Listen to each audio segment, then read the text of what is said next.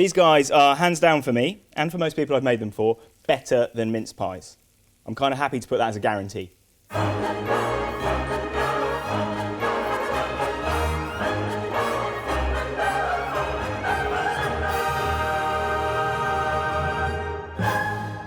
Over the Christmas period, you've probably been making a lot of pizzas and a lot of mince pies. Now we want to show you a recipe that combines those two things brilliantly. We're going to show you how to make mince pie strombolis using Roccbox. So let's get going.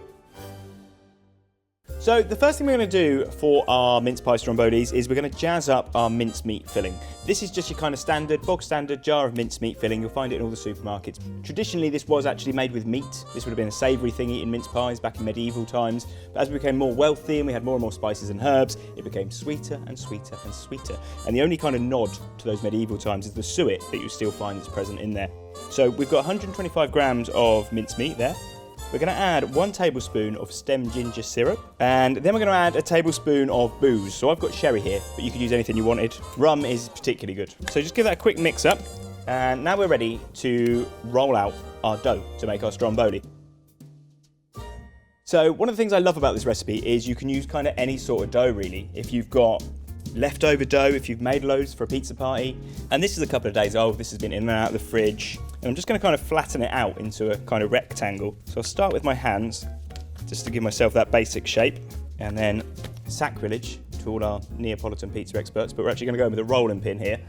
And that's it, we're ready to go. These are super, super easy. So we've got our mince pie mix here, and then just use the back of the spoon to kind of spread it all the way around. You want to leave a kind of frame of dough around the outside, almost like a picture frame. Bottom of the frame here can just kind of fold over.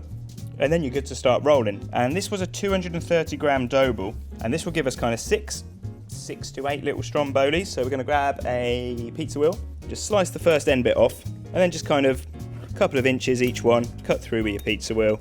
Now these guys are going to kind of stand up, so they look a bit like Chelsea buns.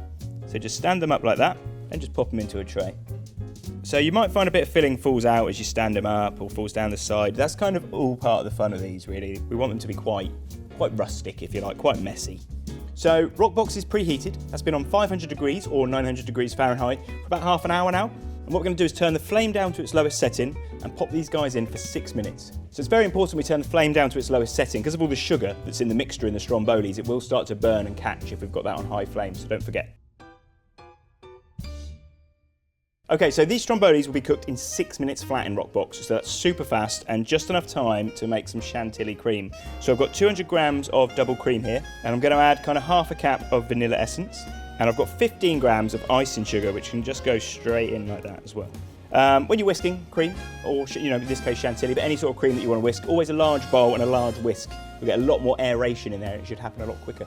You'll end up with this kind of soft peaks, which is what we're looking for with our chantilly. So just set that to one side while we wait for the strombolis to cook. So these guys have had 6 minutes in a hot Roccbox on a low flame. And we can kind of leave those in the tray for a couple of minutes because that sugar will be molten hot. Unless you want to commit a crime, then you can use this opportunity to burn off your fingertips. So depending on kind of how old your dough is, what your dough formula is, you might find they start to spot a little bit, start to char a little bit at the sides, just like a pizza crust really. And we've got our chantilly cream here. A little bit of icing sugar, because then it looks like Christmas. A little bit of cinnamon, because then it smells like Christmas. And then we're just going to zest over half an orange. And that just makes them a bit healthier, because then you've got some of your 5 a day in there. A bit of leftover mince pie filling, a bit of leftover pizza dough and Roccbox, and we have made the best festive treat you will have this Christmas, I promise. These are better than mince pies, better than Christmas pudding, they're better than a tin of Quality Street. These guys are the best things you will make this Christmas, so make them. And if you do make them, don't forget to let us know. So hashtag Gozney Kitchen on Instagram, Facebook, all those things. We want to see your creations. Like and subscribe to the channel as well, guys, and have an amazing Christmas.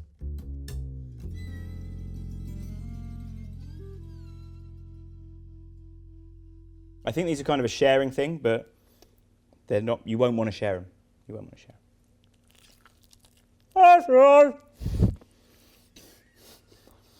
If you can let them cool down for like 30 seconds before you eat them, that is heavily advised. And you can be a bit inventive with these as well. If you've got chocolate orange, Terry's chocolate orange knocking about, chuck some of that in. What do you mean, what is Terry's chocolate orange? You've never had Terry's chocolate orange? I'm going to get you one.